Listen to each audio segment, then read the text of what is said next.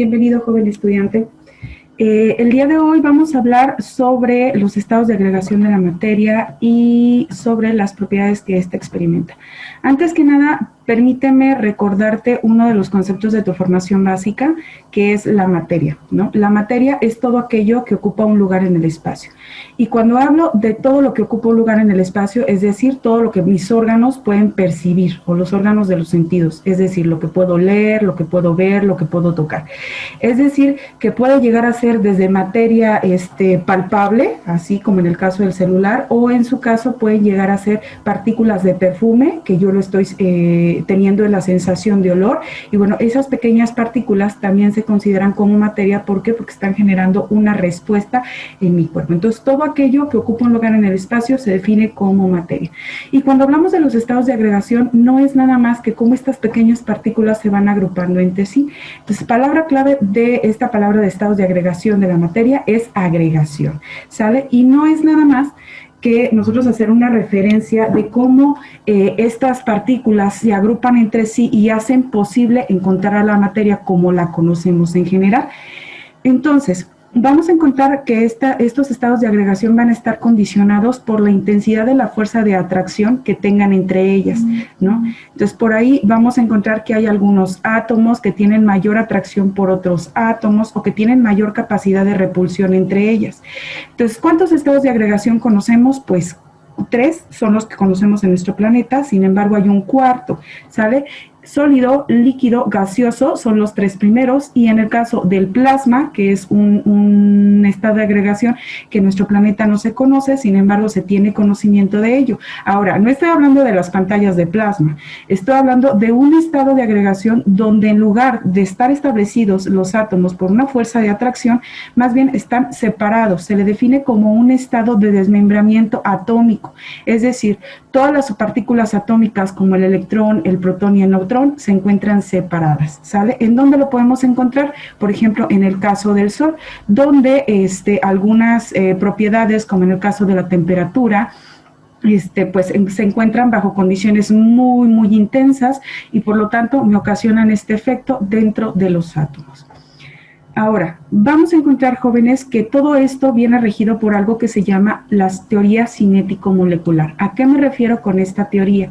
Pues prácticamente es nada más cómo se trata de explicar o hace referencia al tratar de explicar el comportamiento y los posibles estados de agregación de esta materia. ¿Cómo? A través de estas fuerzas de atracción o de repulsión.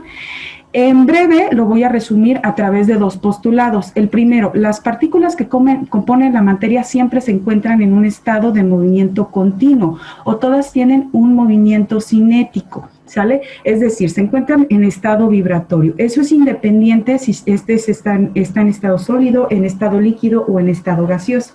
El segundo postulado me dice que cuanto mayor es la temperatura, mayor es este movimiento cinético que poseen. Por lo tanto, estas son las 2 principales que tratan de explicar el comportamiento de estos estados de agregación. Entonces, como les decía, acuérdense que la definición de energía cinética es a través del movimiento de los cuerpos o en este caso de los átomos. Entonces, basándonos en la primera premisa, nos dice que todas se encuentran en continuo movimiento. Sin embargo, la temperatura y la presión van a ser uno de los factores que nos van a estar condicionando este estado energético. Ahora bien, una vez que ya entendimos esta parte, vale la pena resaltar que, bueno, dentro de estos 3 estados los vamos a ir desglosando poco a poco. El estado sólido principalmente se caracteriza por tener una pequeña energía cinética y por lo tanto cada uno de los átomos que la estructura pues están como muy juntas, ¿no? Muy fijas. Aunque ellas estén en un estado sólido, en un estado palpable, así como tal, yo sé que las partículas que componen la materia en estado sólido se encuentran también en ese estado de movimiento, que tienen esa energía cinética, ¿sale? Entonces, estas fuerzas de atracción entre esas partículas llegan a ser muy intensas, tan intensas que, bueno, limitan este movimiento y por lo tanto, pues nada más definimos que es como un pequeño estado vibratorio, ¿sí? Y por eso es que la materia que tiene el estado sólido, pues comúnmente se conoce como que forman cristales, ¿sale? Estos carecen de a lo mejor alta capacidad de compresibilidad, por ejemplo, es decir, si yo a la materia sólida trato de comprimirla o de apretarla, ¿qué va a pasar? Pues esta se va a fragmentar, y esto es debido a esa condicionante que anteriormente les menciono. El siguiente estado, pues está el estado líquido. En este caso decimos que las fuerzas de atracción son más débiles, por lo tanto hay un espacio intermolecular entre una y otra un poquito más alto o más grande, ¿sale? Sin embargo, sigue generándose esa energía cinética o ese movimiento entre una molécula y otra. Obviamente, como estas están más separadas, pues vamos a encontrar que poseen más energía cinética que otras, ¿sale? Ahora, a su vez vamos a encontrar que el estado líquido pues puede llegar a presentar algunas características, por ejemplo, se adaptan a la forma de recipiente, pero este llega a ser limitado, sí tienen esta capacidad de compresibilidad mucho más alta que en el caso del estado sólido, ¿no? Sin embargo, vamos a encontrar que esta distancia pues va a condicionar o va a limitar esa capacidad de compresibilidad. Ahora, en el caso del estado gaseoso, la palabra gas deriva de prácticamente una raíz que en este caso se le denomina caos o desorden. Entonces, cuando hablamos de este desorden, vamos a encontrar que todos los gases, precisamente las moléculas que lo estructuran, pues siempre están desordenadas, ¿sí? Ellas, debido al espacio tan amplio que llegan a tener entre una molécula y otra, pues vamos a encontrar que la energía cinética es mucho más grande. Por lo tanto, la movilidad o el estado vibratorio, pues llega a ser mucho más fácil, además de que estas presentan algún otro tipo de propiedades como la rotación, la translación, etcétera. Y bueno, en comparación con el estado sólido o con el estado líquido, vamos a encontrar que tienen alta compresibilidad, ¿sale? Y bueno, también adaptan la forma del recipiente. Ahora, vamos a encontrar, jóvenes, que dentro de las propiedades que presentan estos estados de agregación de la materia, vamos a encontrar el volumen, la forma, la compresibilidad que hace ratito les mencionaba, la expansibilidad, es decir, qué tanta capacidad presenta la materia para poderse expandir, ¿sale? La disposición de las partículas, si estas se encuentran ordenadas, no ordenadas, si se encuentran más lejos unas de otras, y los grados de libertad, ¿sale? Entonces vemos, por ejemplo, que en el estado sólido, pues no es necesario que adapte la forma del recipiente. ¿Por qué? Porque ya tiene una forma pues definida, ¿no? O un volumen definido.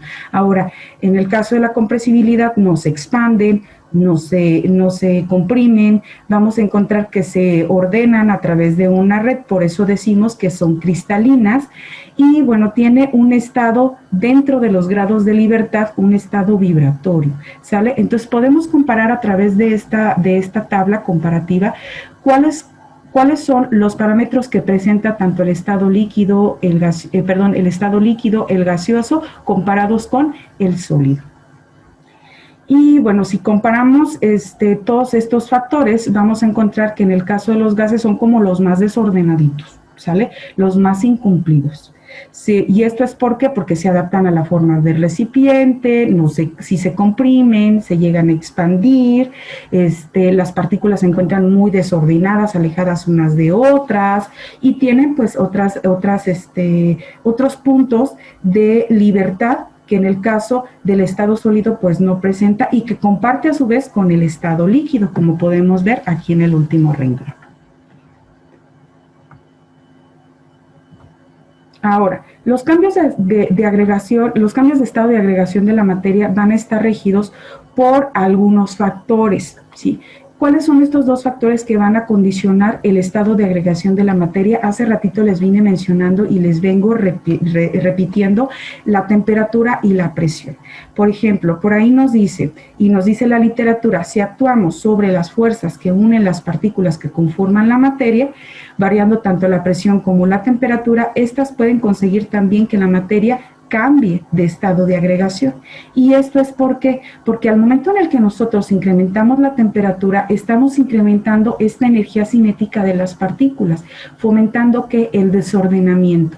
Por eso es que en el caso del estado sólido, cuando le aplicamos calor, se vuelve a un estado líquido. Si nosotros seguimos aplicando calor, se vuelve estado gaseoso.